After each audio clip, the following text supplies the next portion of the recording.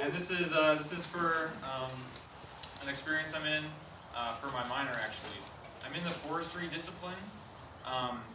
My capstone project for that was basically doing a restoration project in a wetland.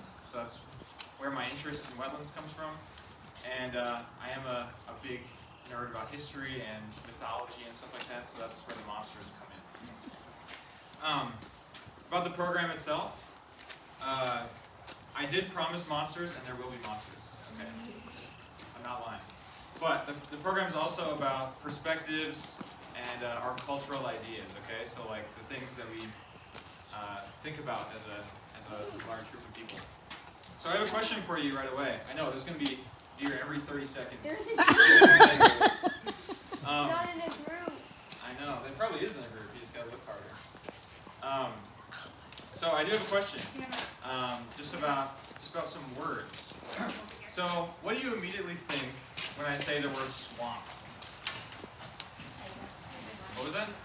Hydra? Okay, that's a... I also a nerd about mythology and hydrogen stories. There you go, a wetland monster that we will not talk about, but that's a good example. What do you got? A wetland frog. Okay, so we got some wildlife. Anything else for swamp? Witch. Stinky. Stinky. Okay, there's a cultural idea. We've got witch. Another good example. What about the word bog? Same sort of idea, monsters, yeah. Okay. Now what about a word like marsh or wetlands? Cranberries. Cranberries. That's a good example. Biodiversity and keto species. Wow. Another kind of nerd. Yeah. My whole family is nerds. Yeah. Yikes, I like it. Well, you've made my point though. Even something as simple as language, bog versus marsh, can change how we think about a subject. I mean, even swamp and bog are my two big examples. At work, if you got a bunch of work, you're swamped. If there's a bunch of people, I don't know, wasting your time, you're bogged down. So the language kind of creeps in and changes how we think about things.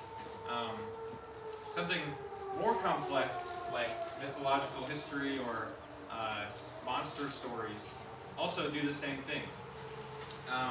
They create a societal stigma or a big group idea, and kind of change how we think about the resource itself.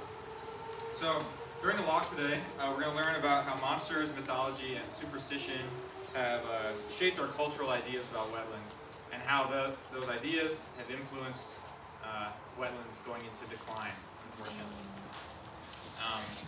Before we leave, I do have a project that you can choose to work on, especially the younger people, but anyone's free to take it. So we got clipboards and these little sheets I've worked up where along the way, as we learn about some monsters, you can draw your own wetland monster inspired by those. So you're welcome to come over here, take a sheet, some colors.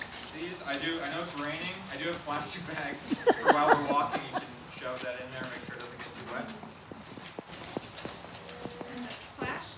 That umbrella can take something like that. Could you close it while you're indoors, please? I'm very concerned. It's a big concern. To be worried. Flash. Do you want to grab a clipboard? Yeah, put it on there, make sure you don't lose it. Nice.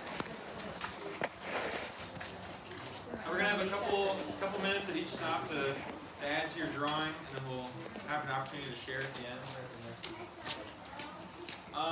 We're just about to start walking, so wait until I'll tell you when you can have some free minutes, okay? I'll have some extra free time at every stop. I think you will find a lot of deer around here.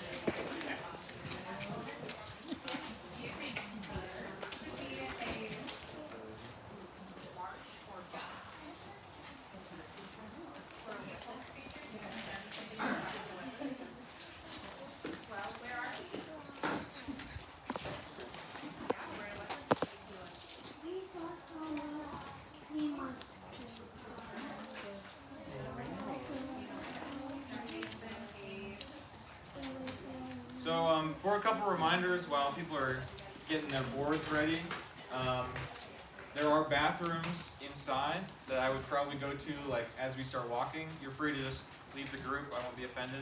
There's some there, some inside the center. That's also where you can get warm if you need to do so. We are going to be out for like an hour, so you have to be tough. Or we can leave. It's up to you.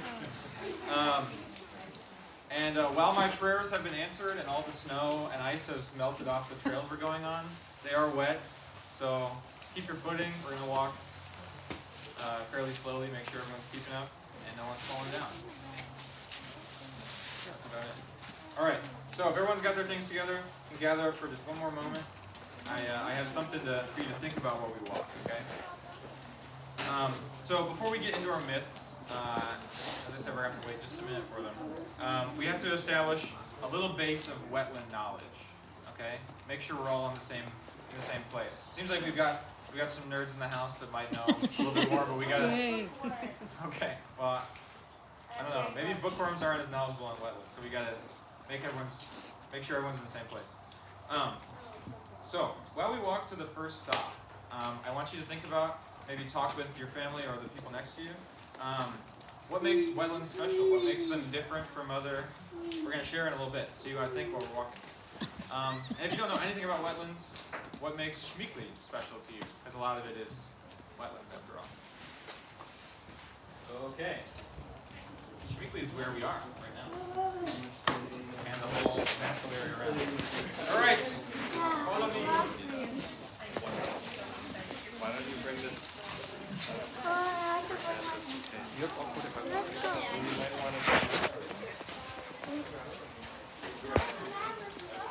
want to bring up the wrist? Yeah. Yeah, there are going to be a bunch of opportunities to answer questions. Share your ideas, so.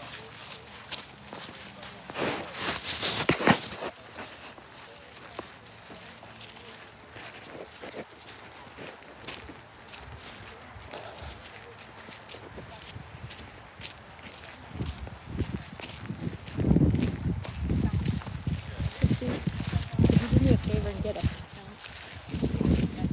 I can't multitask.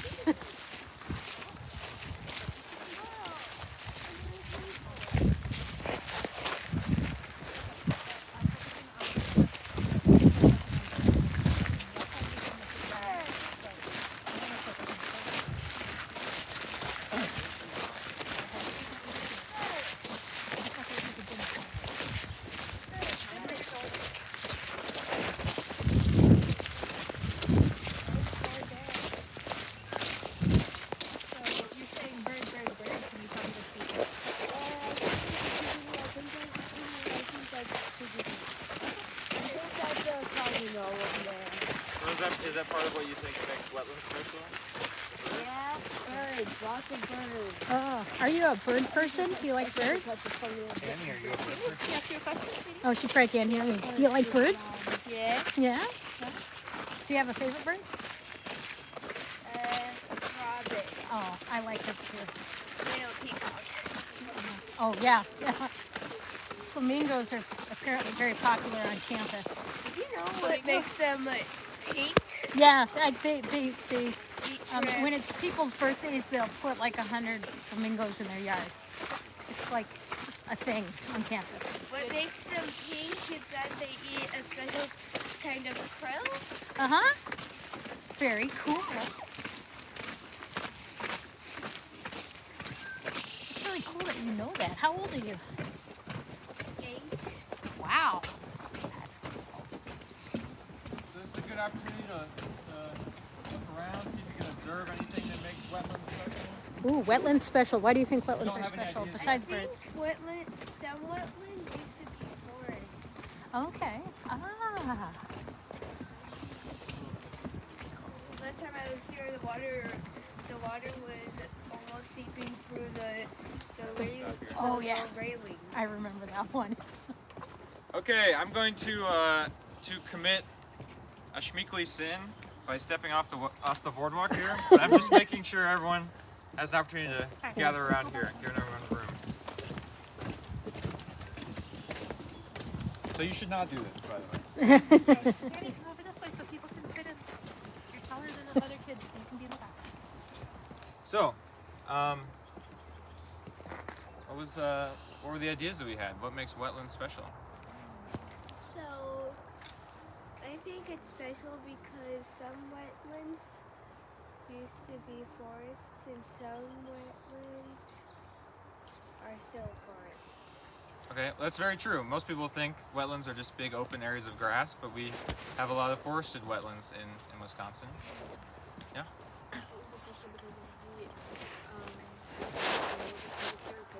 And wet foliage is a lot things can't grow other places with less water, and a lot of plants that don't grow in wetlands will immediately die in wetlands. It's very true. So she made two great points. We have some unique wildlife, and we also have some very unique plants. So how we talk about plants that live in wetlands, at least in my profession, is that they like wet feet. Of course, they don't actually have feet, but most plants can't grow with wet root systems, but these guys can. These are a bunch of alders. We're not going to talk about plants. We don't have the time. But yeah, this is an example of a common area in Wisconsin, an alder swamp. Any other ideas? We got plants, animals. Filter groundwater. Yeah. Well, I guess just on a more simple note, water, right? It's in the name, wetlands. That's like the most important thing that we got. Water shapes the characteristics of everything else that lives in this area. So, as we mentioned, the plants, they are especially good at growing with wet soil. And there are some rules for wetlands. So, basically, they have to have water at or near the surface of the soil most or all of the year, and it has to include the growing season, so when these guys have leaves. So I'm looking for one more thing. Let's see if someone can help me out. Something that makes wetlands unique. Yeah. Frogs. Okay, so that's another good example of some animals. Plants filter water, as in, like, they help with filtering the nutrients. Well, the thing that I'm thinking of does help filter water and nutrients and stuff. Yeah. Rain isn't It's true. They do help with flooding and stuff. Do you have a They different? help filter pollution from the. It's true. From getting into the groundwater. We're getting ahead of me a little bit to the human values, the things that we like. No, you're totally good. That's a valid point. Do you have an idea?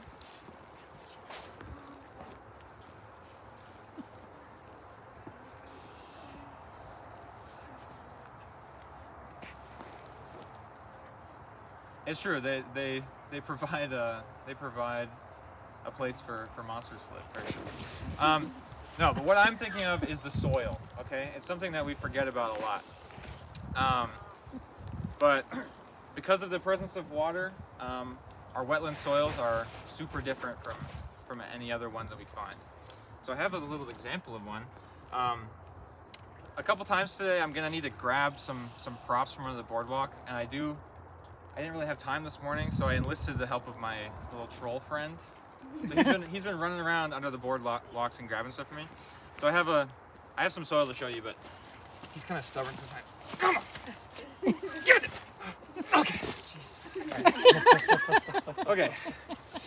So this is some wetland soil that he collected for me. I appreciate it. I want you to check it out, see how it's different. Check out the color. In fact, I encourage you to smell it.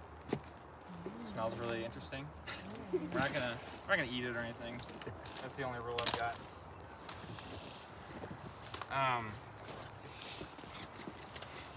Yeah, what makes it different is He's really quick. he's really quick. Yeah, he's already gone. That's the runoff. So, what makes these soils different is the presence of water, as I said. So, the things that live in the soil, which we call microbes, that help break down all the dead stuff, they need oxygen too. And they, just like us, they can't breathe too well underwater. So when they're breaking down stuff, there's a different process. There's a different process which is called anaerobic decomposition. Big words, but it just means breaking dead things down without oxygen. So that helps something we call organic matter, which are like nutrients for plants, build up in the soil, and it changes the color of such things.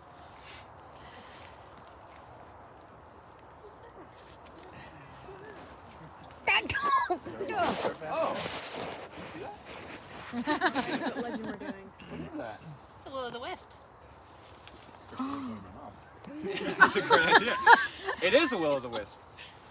It's also called a jack-o'-lantern, strangely enough. That's where that myth came from.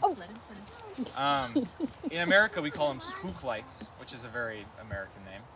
I didn't know that. I didn't know that we had them there. I hope it doesn't sneak up on me. But the real danger of will-o'-the-wisps is that they lure you away into the swamp to be lost forever. So as long as we stay as a group, we don't follow it, it should be okay. So yeah, stick close to your adults here. So just a little bit about it. It came from a bunch of myths from the United Kingdom, and a little bit about the name. A wisp, in some old terms, is the name for a bundle of sticks that they would use as a torch. So, Will of the Wisp, or Jack of the Lantern, is the name of a character from hundreds of different stories, where basically someone lived a really terrible life. And when they died, they got sent back to Earth as a spirit who was cursed to wander the wetlands for eternity. And all they had was a lantern or a torch. So, being a terrible little thing, they turn them on in the dead of night and attract lost travelers to their watery doom. Oh. Yeah. So something interesting about this, we just talked about soil. We have a scientific explanation for why people have seen will-o'-the-wisps, because they're real. They pop up, fire in the swamp. You have an idea for why that happens? I know. There's many causes, but I know one of the main causes is that in wetlands there's sometimes like methane gases that form because of the decomposition. And sometimes they go up, and sometimes I can't remember what. But sometimes they spark, and then it's like a small miniature like flame for a moment. That's perfect. Yes, that's exactly what happens. So what I mentioned, that anaerobic decomposition, so breaking down dead stuff without oxygen, those microbes make methane gas, and it builds up in the wetland until it pops out in little bubbles. And there's a really complicated thing with chemical reactions and acid and stuff. But basically when it pops up and it reacts with oxygen, it makes a little burst of flame. And if you saw it off in the woods, you might go, oh, there's someone that might know where they're going. I'll follow them. And then get lost. Yes.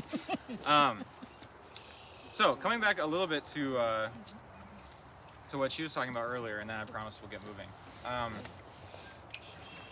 Why do you think wetlands might be valuable to us? What do they help us with? Very good. Any? Yeah, in the back. Water management. Yeah. So as you can see, we've had a bunch of melt of the snow and ice, and it's raining. But we're not having a huge flood, partly because of the soil here.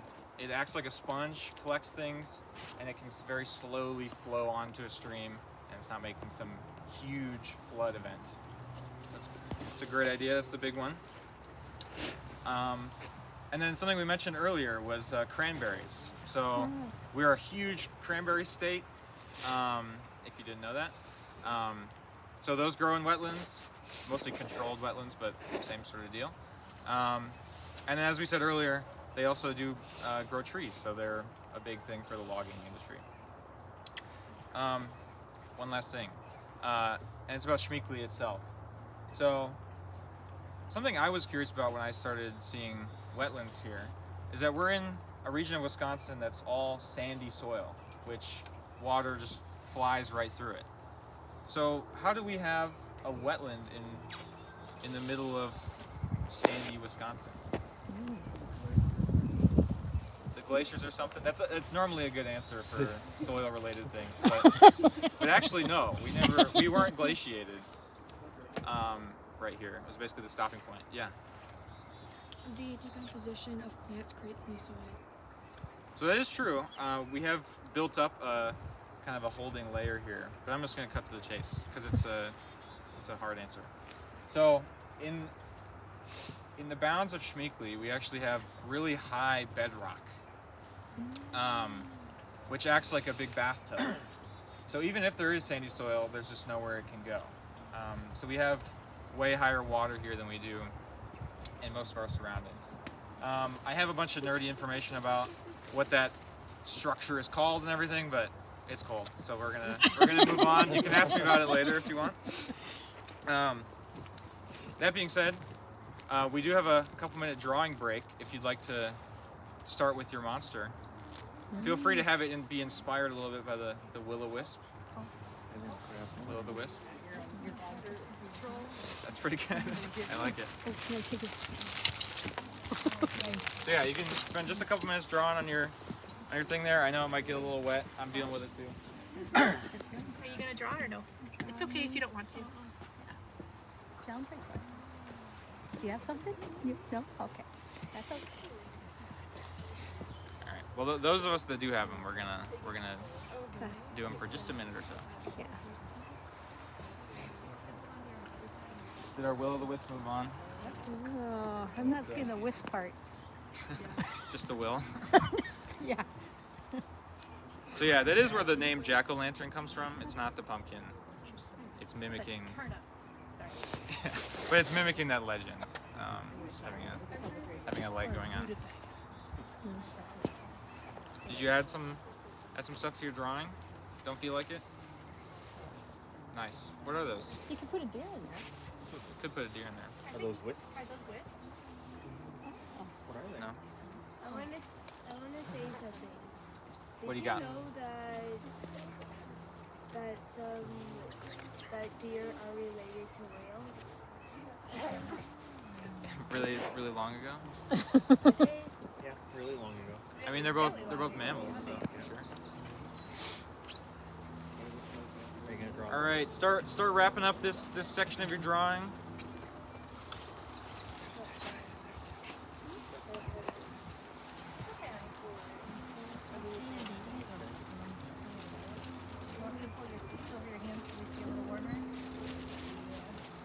All right, so we're just about to move on. We're going to discover some more myths and superstitious uses of wetlands. But again, I want you to consider something while we're on the way, okay? So knowing what we know so far about wetlands and kind of thinking of, historically, people didn't know quite as much about them. They just were able to observe things. Why might you think wetlands are dangerous, okay, or at least to be avoided? Okay, think about that. Feel free to talk with your neighbor while we walk. I'm gonna hop back up here. Hello. So what do you think? Why are they dangerous? Do you think he wants his soil bag? Or is he going to pick it up later, maybe? Yeah, let's pick it up for him. Okay, yeah. Yeah.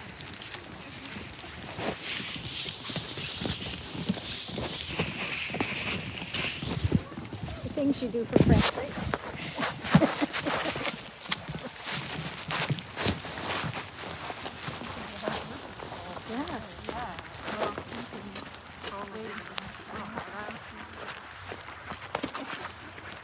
I do love how the birds are really just out and kind of flitting through and stuff.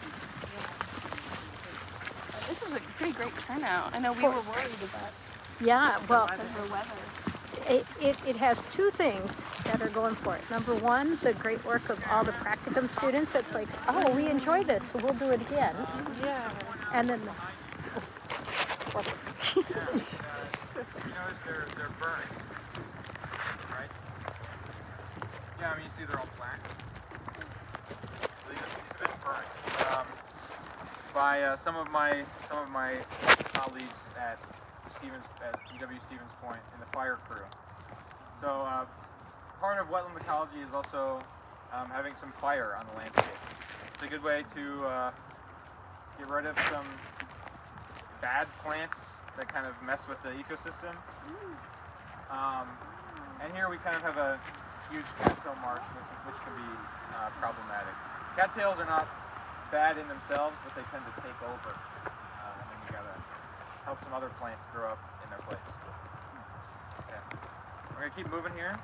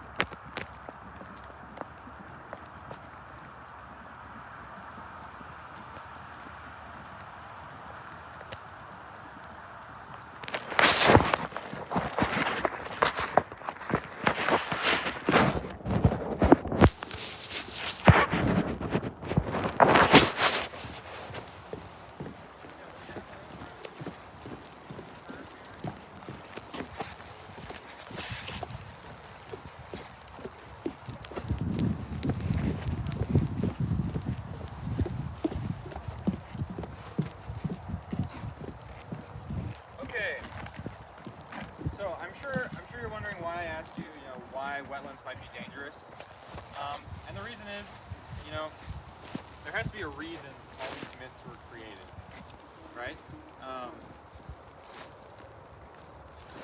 Because of course monsters are not actually real.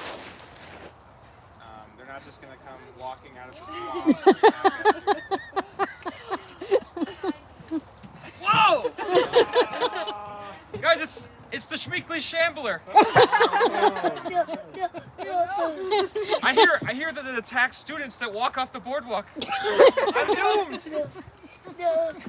Everyone, what? Oh, no, wait, guys, it's not.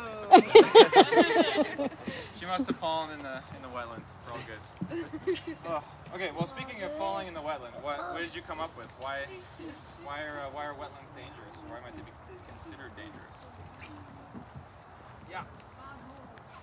Bog holes? What's that? Can you expand on that? I don't know. Basically, the idea is that the roots are the only thing that is in the ground that can start infecting.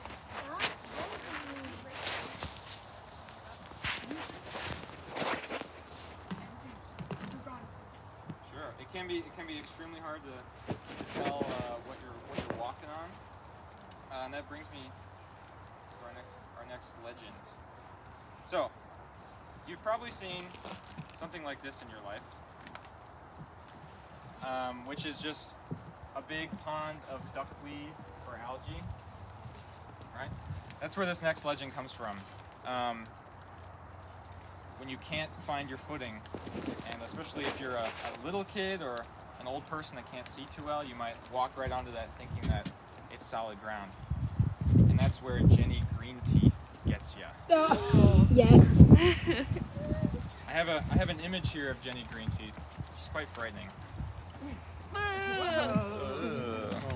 Oh my. Green little monster just. Yeah. Oh, I know what that is. You've seen her before? So she is described as an old hag-like woman with long hair of green algae and especially long arms that she uses to grab children, walk too close to the water, and drag them in.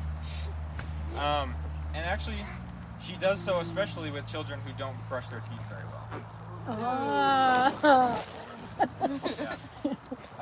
So this myth originated in the west of England, and it's actually still around.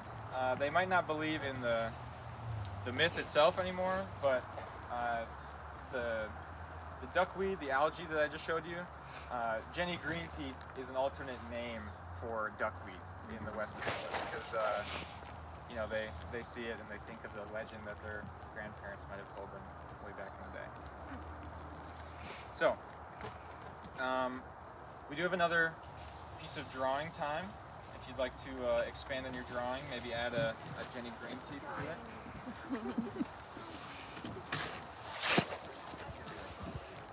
Ooh, nice.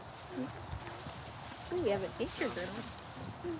Yeah, some people came prepared. It's like trying to dance and stay away. Yeah, it's getting chilly.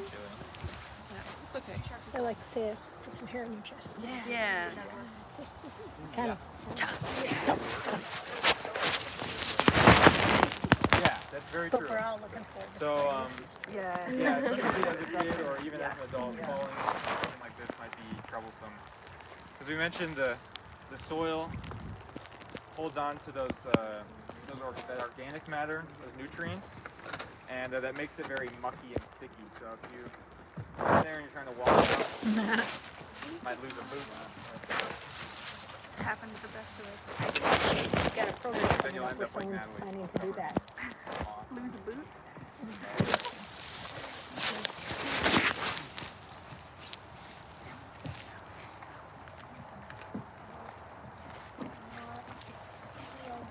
All right, take just a minute to finish up this stage of your drawing.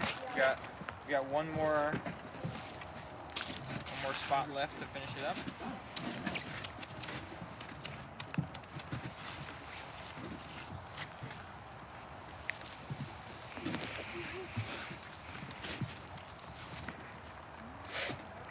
Your other iPad is just recording your jacket right now. Oh, is it? You want to hit the button to flip around? This is my backup. There you go. Oh, here, and hit the button right there. There you go. Oh, the flip. This guy, there you go. So he's going. Yeah, there are a lot of wetland myths that I don't have time to talk about that are Worst case based on scenario. like animals that you find and stuff, which are very interesting. Like there's a Japanese legend about a water sprite that's based off the giant salamander that they have over there. It's pretty crazy. All right, well let's wrap up our drawings. We're gonna come back together here. Didn't they make a hybrid of one? And I think it's competing with the native giant salamander. Oh yeah, I think they do have invasive. Yeah. Yeah, trying to get rid of the hybrid one. So, we're gonna come back together here. I think we only got one person working. It's okay. No, it's all good. So, beyond just the victims of Jenny Green Teeth, there are some really interesting bodies that we've found in wetlands. So we're kind of shifting over to the superstitious uses of wetlands.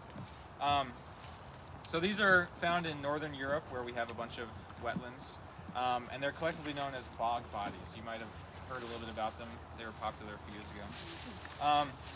So most come from the Iron Age, which is 500 BC to 100 AD. The oldest is a guy named Cashelman, because they just named them after where they find them. And he's dated to around 2000 BC, which is 700 years older than King Tut. Pretty crazy. But the most famous one, getting stuck together, is Tulland Man. I have an image of him here, which we're gonna hand around. Ada, if you want to take that. I have two of them. He was found in Denmark. And they kind of offer, and just so you know, this is a dead person if you don't want to look at it, but it's not very gruesome. It just kind of looks like an old man. So this presents a mystery to me. Why were these people killed?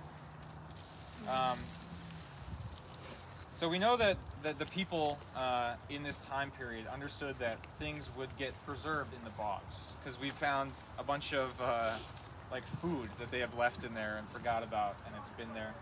Yes, bog butter. Which apparently is still edible, but we're not eating it. So, based on what we've talked about, why do you think a bog might be a good place to preserve food or a dead person? So I think when stuff gets wet, if something stays wet, it won't mold. If something stays dry, it won't mold. But when it gets wet and dry.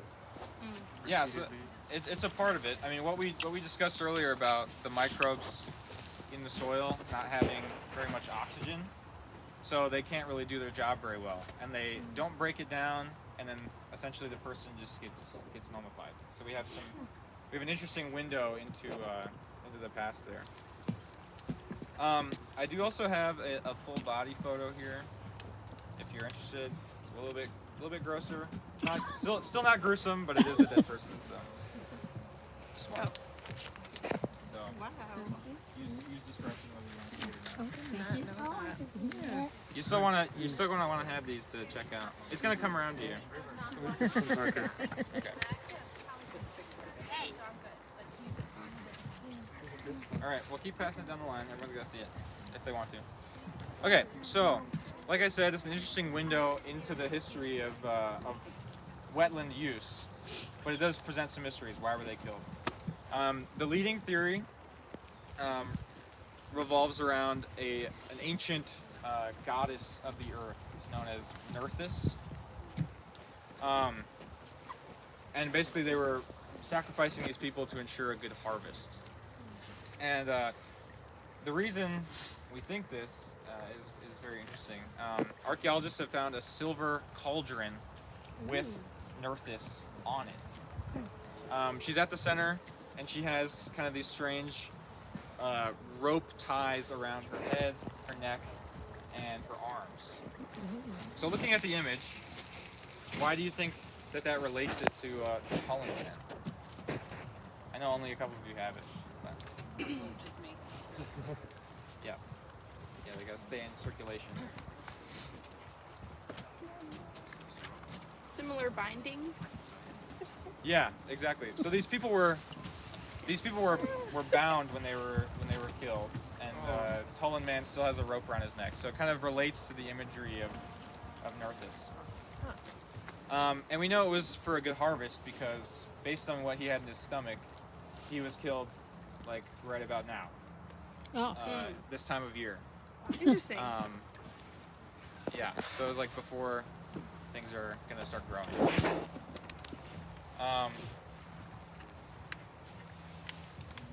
Yeah, well that's okay. So I know this is kind of a gruesome subject, but I think it's a really interesting view into how people way in the past thought about wetlands, and clearly most of them consider them a holy or magical place where they could commune with their gods.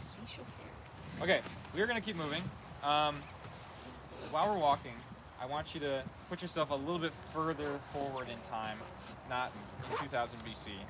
And I want you to consider yourself one of the first European settlers to get here in Wisconsin. Okay? And considering what you know, you've just come from a place where you're hearing all about these ancient myths and monsters. What might you want to do with your local wetland? Or what does it mean to you? Okay? So I'll take back the pictures, and we're gonna get a move on. How's everyone doing? You can pass it up. I know how I'm feeling, but I'm okay. all right. I'm missing one, but you can keep it if you want. All right, we're going this way. Everyone, we're going back a little bit. Yeah, we're backtracking a little bit. How you doing?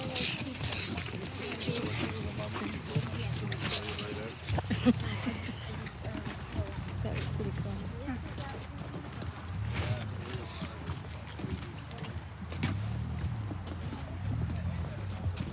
Yeah, I saw some of them peeking at me when I was sitting there trying to hide the way through.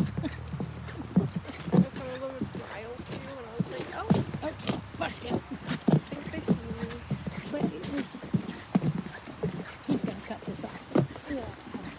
I think it was really a neat. Like they discovered it. Like before he set it up. Yeah. Oh, here, this is a pretty image. I'm gonna take it this way as we're walking through.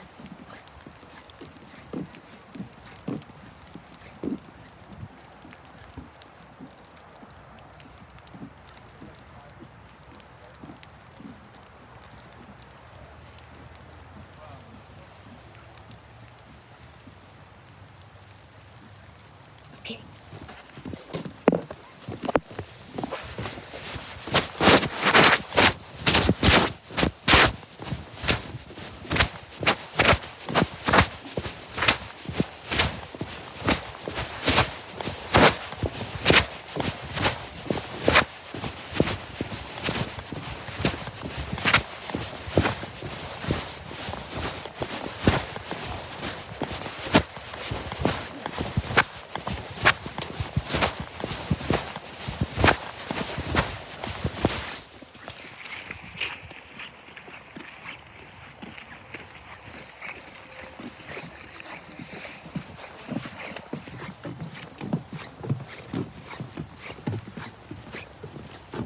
Is it okay if I meet up with you at this last one? I'm just gonna go grab the other. Yeah. Oh, not a problem.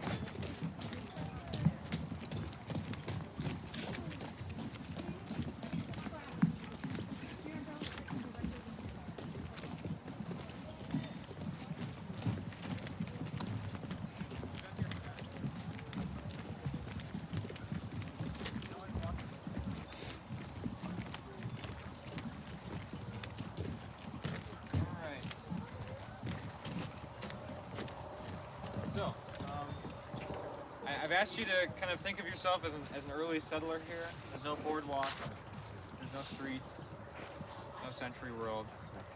What do you think would be a good use of this area? Looking at this big open expanse, really nice soil. Could we turn it into farmland? Turn it into farmland? That's a good idea. I think you thought pretty much what everyone that settled here thought. So in the mid 1800s, this area was logged. It doesn't look like it now, but these have all grown back since then. And after it was logged, the area was all clear and free to use for people that were looking to make farms. But first, you have to drain a wetland before you can use it for a farm. Normally that's done using a kind of a ditch system, but here, if you've ever been to Moses Creek wetland, which is like the big one, basically they channelized that. They made all the little meandering streams into one big stream and made it flow down to the Wisconsin River to drain out that area. And knowing what we know about what wetlands do for us, what problems do you think they ran into? I'm gonna ask someone else. The only one answering. Any ideas? No? Flooding? You say sledding? Flooding. Oh, flooding. Yes, exactly. They had a number of flooding events because that sponge of the wetland was no longer there to keep everything in check, and the water just ran down right past downtown Stevens Point, and a number of times it had some big flooding problems. So after that period, they kind of found that the soil wasn't great for agriculture. They did use this as grazing land for cattle, but after a while, in the mid 1950s and 60s, it was abandoned and it kind of became what it is now. So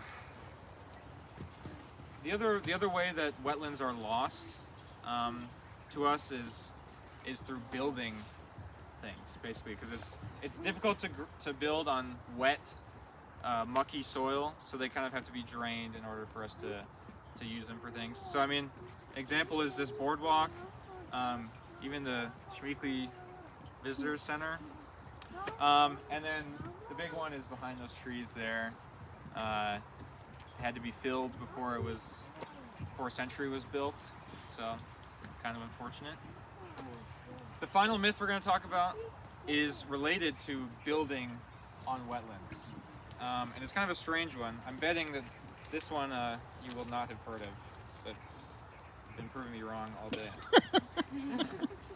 See if I can unstick these wet things from each other.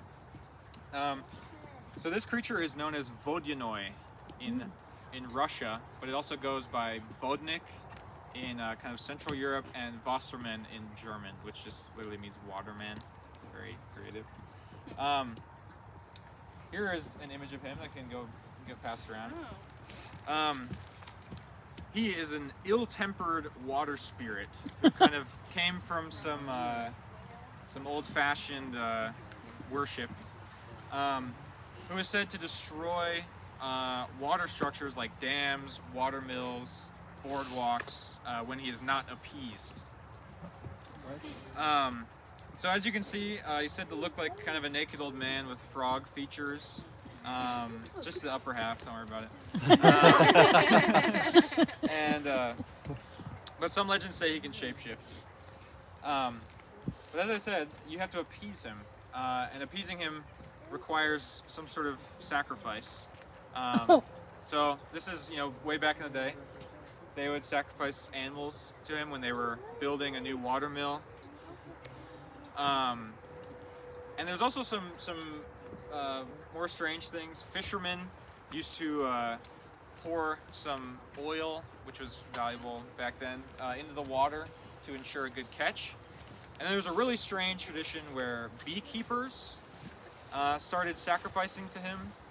I don't really understand the connection, but it happened. So they would kind of, the first swarm of their hive, they would wrap up in a burlap sack and give to the water. So later on, once people didn't want to get rid of their bees anymore, they started giving away honeycombs, which is on the test. So remember that. Honeycomb. Okay. So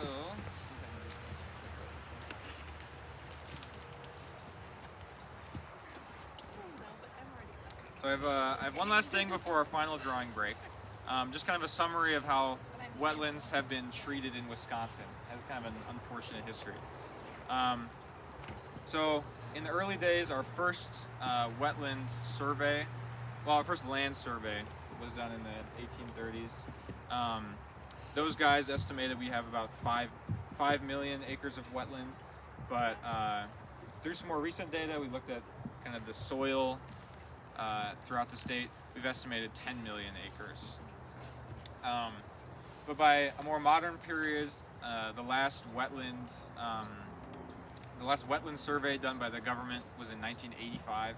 Obviously, there's not a lot of money in this this research, but they saw that we had 4.7 million acres. So, if our original estimates are correct, we've lost over half of them in the state, and that's because of agriculture and building, like we mentioned. So I think Vodyanoi would be very upset with us, if I had to guess.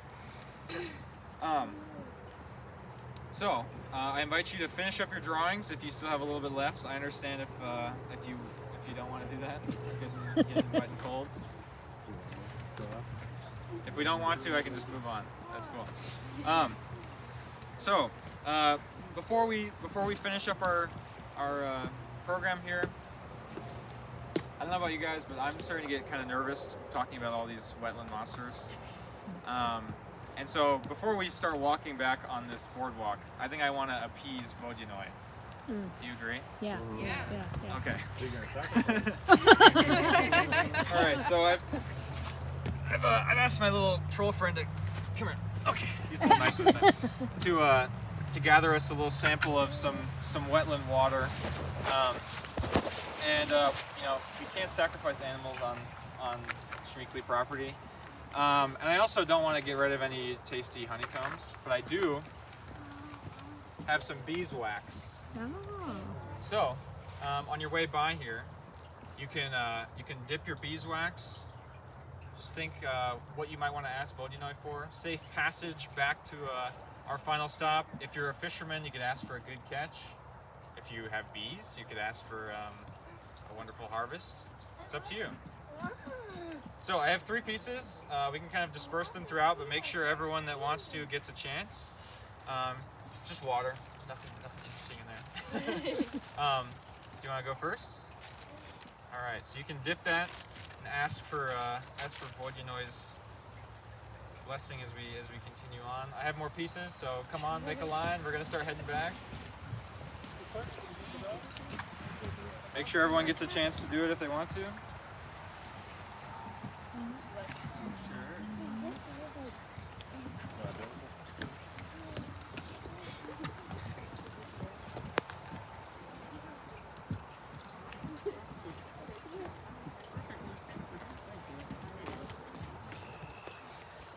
All right. Well, while we continue to do this, we are gonna head back quite soon. But so as you can see with our historical discussion here, myths and monsters are not the only reason that we've lost a lot of our wetlands in the state. They're clearly very valuable for agriculture and that sort of thing. But they do play a major part in shaping our perspective around this resource. And I think they're part of a major reason why we don't value them as much as we should.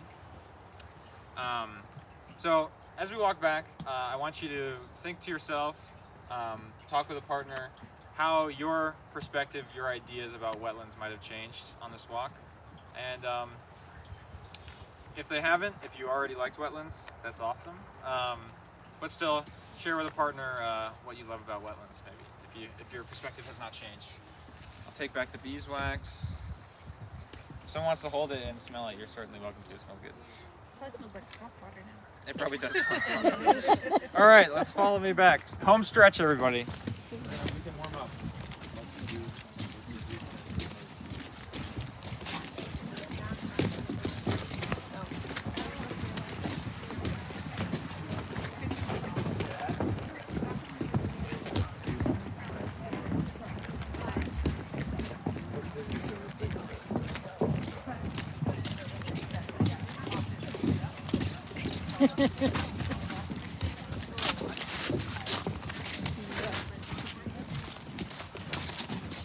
What book is that? I can't remember the title. I feel bad at myself.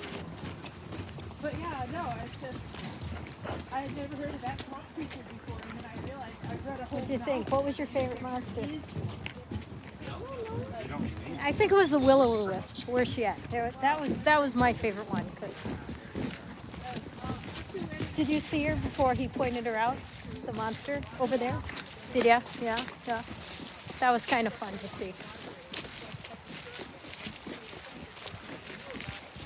The weather really turned. It did. Yeah. We're like, oh, it's just a little damp. Let's go for it. So then it's like, Yeah. it's really coming down. It's really coming down now.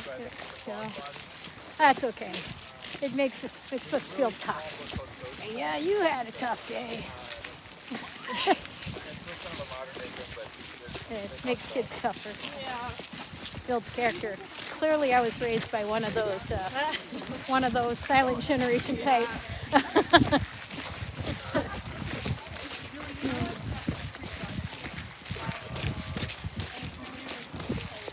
We were talking with the students. He said, "You know what's the most important thing in your program? Something you have absolutely no control over." Yeah. You know, I mean, as far as visitor satisfaction. Yeah. So you do what you can.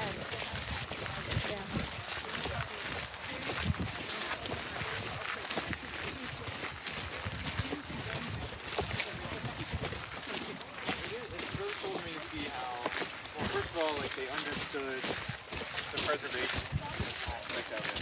And then it's like across cultures, across oceans, like we all have similar ideas about wetlands. Yeah. Just like the fact that they're kind of have a mystical. Oh yeah, in a lot of ways you had, you know, I mean,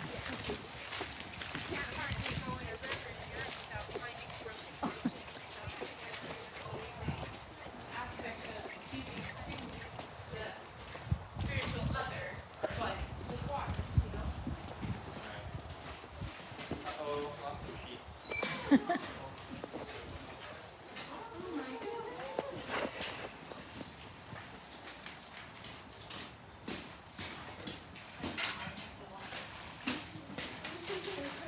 All right. Well, just briefly, I see we lost some people.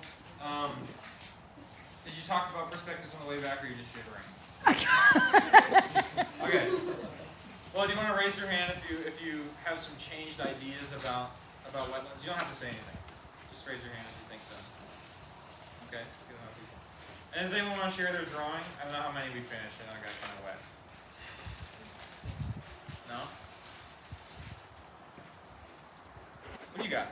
I mean, I tried to get a little of everything. We got the bridge troll, we got some will o' the wisp, got the green teeth lady, and a little Vognoi. Frogman at the bottom. Oh wow, that's really good. They got a little washed out, but That's a good book, you know. they should be used to it. Yeah. Where they live? Yeah, I like being wet. Any other drawings you want to share? No? Okay. Do you want to share any of your drawings? I know you were working the whole time.